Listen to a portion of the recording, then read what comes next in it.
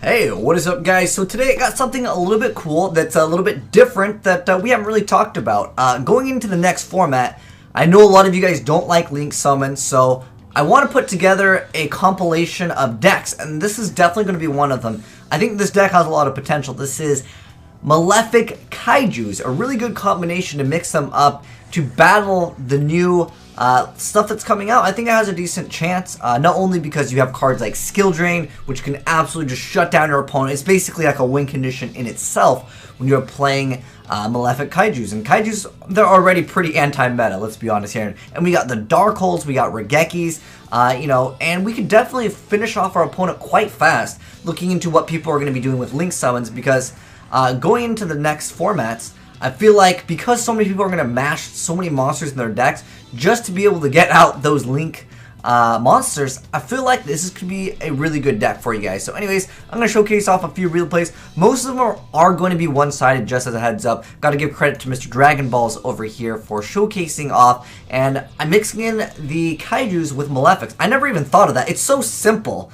But again, I haven't heard anyone talk about it. It's anti-meta. I know my few rogue players out there, they might be looking forward to playing this deck when Link cards come out because you guys just don't like them. That's fine. I know there's anti-XYZ, there's racism against the Synchros, but, that just happens. Some people just don't like certain cards. I totally understand. I will cover everything for all my Yu-Gi-Oh players, whatever playstyle you want. Chamber next format, go for it. Anyways, but yeah, I'm going to be giving you guys a bunch of deck profiles pretty soon because, again, Link Summons coming out. I'm going to make like the top, I think we're going to be doing like a top, maybe like a top decks that don't require Link Summons is what I'm going to be making, is what I'm going to be doing later down the week. But this is definitely going to be one of, again, it's a pretty one-sided duel for the most part, just because that is kind of just how some of these decks play. And this is, again, just one of them. I mean, still, opening up with cards like Banisher of the Radiance is very, very strong. Going into, any format, pretty much, most decks require the graveyard.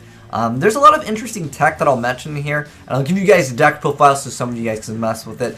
D-Fissure's win condition on its own. It's still at 1 in the TCG. I know we got Macrocosmos also. A lot of these cards just shut down your opponent, so he's able to crash into it.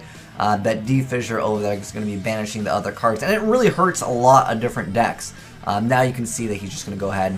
I get a Kaiju, you get a Kaiju. Now, I do want to say that there's a lot of improvements that can be made, and obviously, without the graveyard, his deck is not going to be looking too good. But we got another quick little replay. Again, most of these, that's just how these anti-meta decks are, whether it's turn 1 or waiting in multiple turns. If the anti-meta deck wins, guys, it's usually because the opponent cannot even play. Look at that. Just quit immediately, because you can't do anything, really. You're just going to go to minus with some of those plays. I felt like you could have set a card at least for one turn. But anyways, I think this is a really good deck. I don't feel like I really need to get any more replays with this, because I felt like, again, most of them were pretty one-sided, but that's just how these decks are. Here's his deck profile. I feel like we could definitely make improvements on it. I know Lure of Darkness is at multiple in the TCG, so I feel like it's a pretty good mix-up. I feel like you could have added a little bit more Darks. Interesting choice to add Necroface in combination with Pot of Cupidity. But also, there's another card called Kaiju Waterfront. Or actually, I'm sorry, it's Kyoto Waterfront. But I think this card could definitely be pretty good as well, being able to put the counters and add the Kaijus. Plus, it also is a field spell, so that works really well. I feel like Terraforming is also a great card in this deck.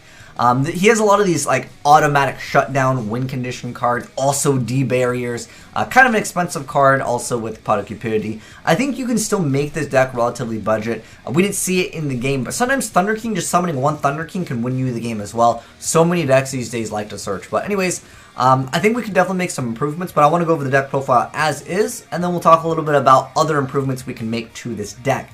So first off, we got 3 copies of Malefic Cyber Dragon, 3 copies of Malefic Stardust, 2 copies of Raiden, the multi-dimensional Kaiju.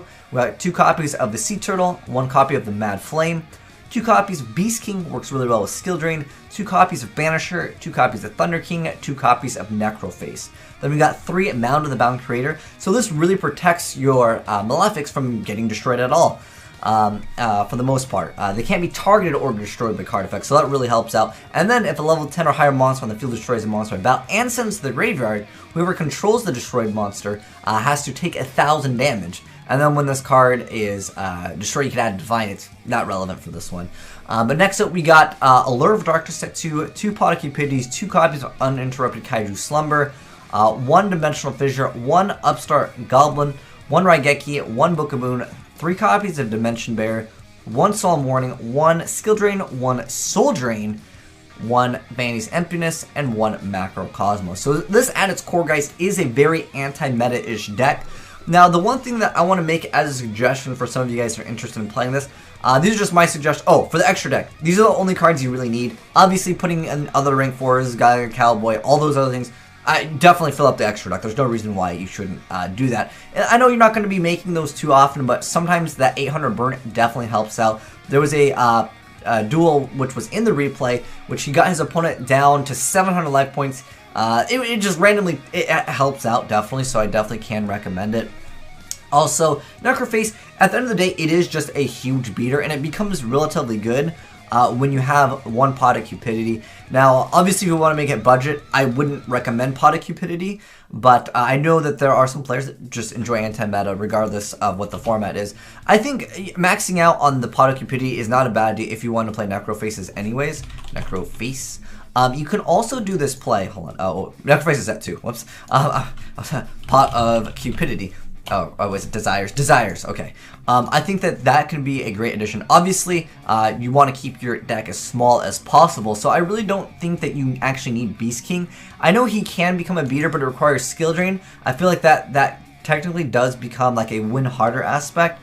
Thunder King is pretty decent as well, but it's up to you guys on the count that you guys want to run. I feel like Necroface offers a little bit of synergy with the deck, simply because when you start banishing cards from your opponents, that can actually help out quite a bit randomly. I know that there's random decks also that can actually get a benefit when cards are banished, but for the most part, it's going to be in your favor.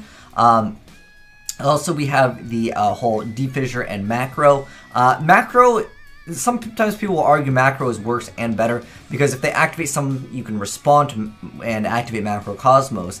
But the thing is that Macro can't actually get destroyed because it can technically special summon a card.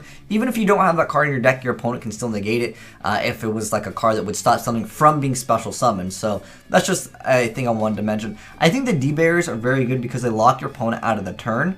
I feel like the Defissure, the Macro, and the Banisher, yes, they can win on their own. Same thing with Thunder King. It's kind of up to you guys on how you want to play it, but I definitely don't think Beast King is, again, very necessary for the deck. There's also another quick little combo I wanted to mention. It's called Gold Sarcophagus into Necroface. A really simple combo is to activate Gold Sarcophagus, select Necroface, you would then banish the cards, you would then add Necroface later on, and then you can actually activate Allure of Darkness, and then get rid of the Necroface, and then from there, you can actually summon the other Necroface, and at that point, you're looking at a lot of attack, potentially. But I don't know how I feel really about the Necroface in the deck. If you want to speed against your opponent, I mean, yes, it's 3,000, but you have to have this. It's one of those conjunctional cards, because not only do you have to have the Necroface, but you also have to have this. But there is 3 copies of it. It's kind of up to you guys how you want to run it.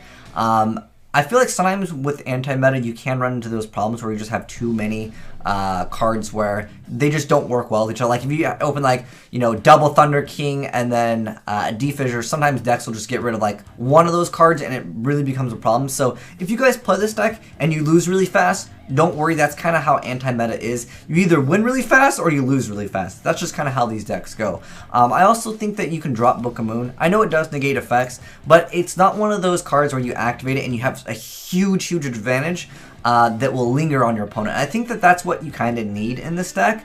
Although with cards like D-Barrier, you prevent things from coming out, because the problem that you can run into with Malefics is they have this effect where there can only be one face-up Malefic, and then other monsters you control cannot attack. So it can happen with some of the cards where you would flip it face down, you still have to attack into that card and you cannot finish off your opponent. And that's the main problem that I have with cards like Book of Moon. Whereas cards like Dimension Barrier, you can call one type, let's say your opponent is trying to fusion something. You say no more fusions. If they can only fusion, they're just going to lose out. Sometimes, of course, yes, they will set certain things, but if they only have the option to go for like a fusion or ritual, whatever, and you stop that, their board then becomes blank. Therefore, you can attack with one huge monster, and you can make it game. So it's kind of up to you guys on how you would like to play. If you want to opt to like hit them for a lot of damage, then follow up with the next turn of a lot of damage, you can actually drop some of these cards, and you can make it more consistent with other cards.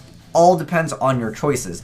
I also don't think Dark Hole is bad at all. Dark Hole is bad to play if you guys want to try out maybe some Dark Holes. I think Kaiju Waterfront is pretty good as well. It's another one of those cards that can become very strong when it gets multiple effects. You know, when you're able to add maybe 2 or 3 Kaiju cards, that's a huge advantage for you.